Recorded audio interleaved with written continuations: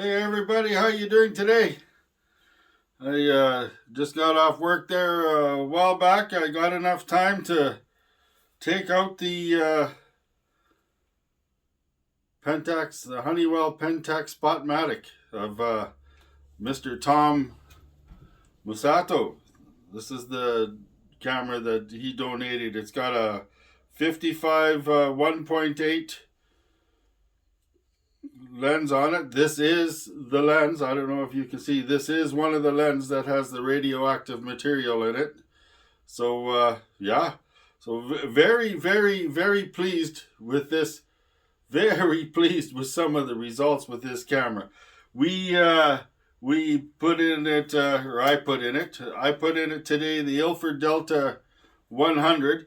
The Ilford Delta 100 right now is one of my favorite films. I really like that, and the cinematic films seem to be some of my favorites too. Some of the 400s, I think it depends on what you're using them for and what photos you're taking.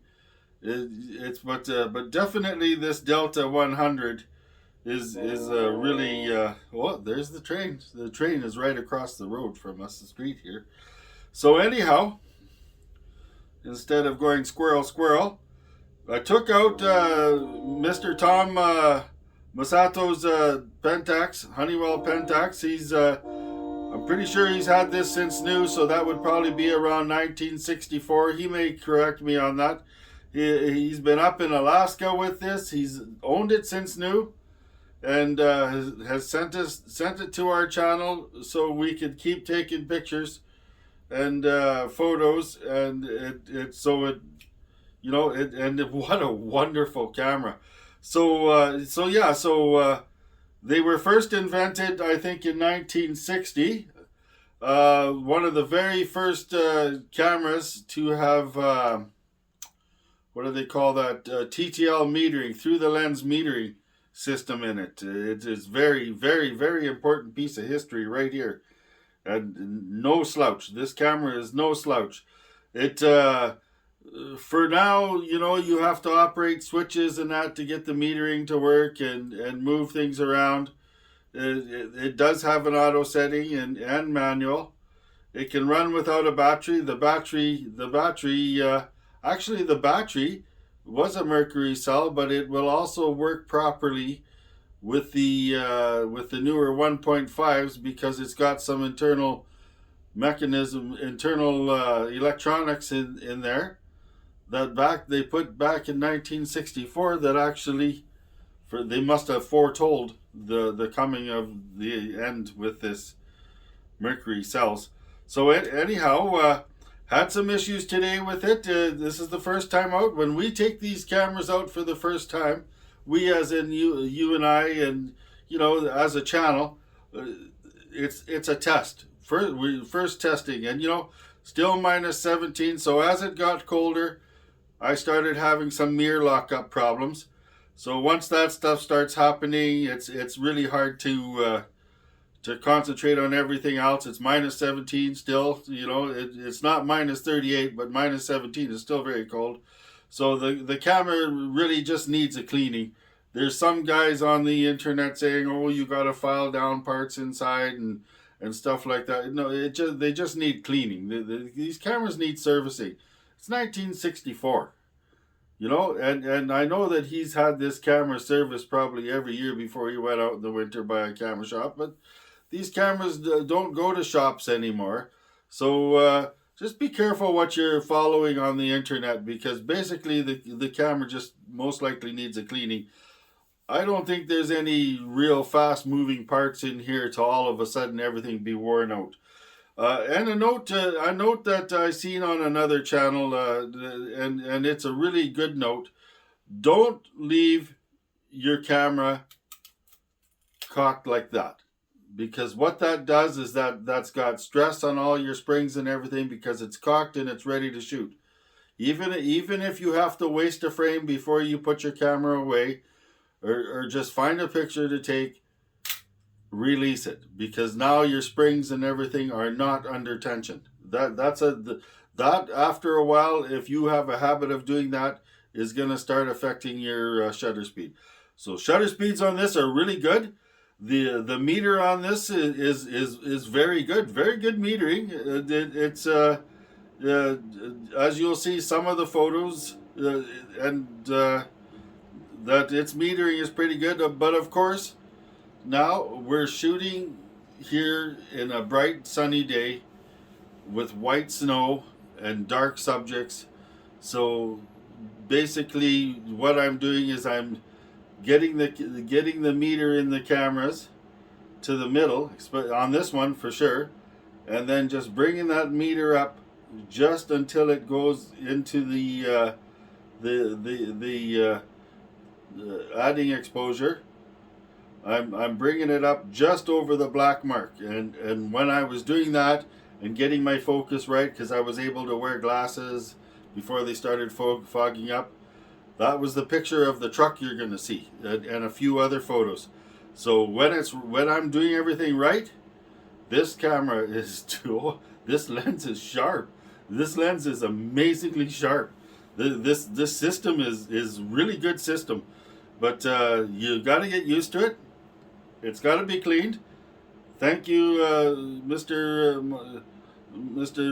Masato. I'll service this up. I know what I'm doing. I know how. So I'll service all of this up under here and get it all cleaned up, and it's warming up. So thank goodness for that, right? Because these cameras take a real licking in this cold weather. There's just no doubt about it. You're going from plus 21 even today down to minus 17 within, it only takes maybe 15-20 minutes for this to hit minus 17. So that's what we do. The first time out, as you've seen with all the other cameras here on this channel, first time out, we're just testing these cameras for their function and for where their meters are setting and how everything's working. And this one's working really well, as you'll see. So that being said, first video of the weekend, Friday afternoon here. It's just starting to get dark now. It'll take me a few hours to get this video up, simply because my internet's slow. I'm supposed to have fiber optic, but I'm going to have to contact the company and see what's going on there. Asahi, Pentax, Honeywell, right? Spotmatic. Wow. Pretty awesome cameras. 1964. It's like all this history if you're just somebody that's thinking about getting into film photography, do it.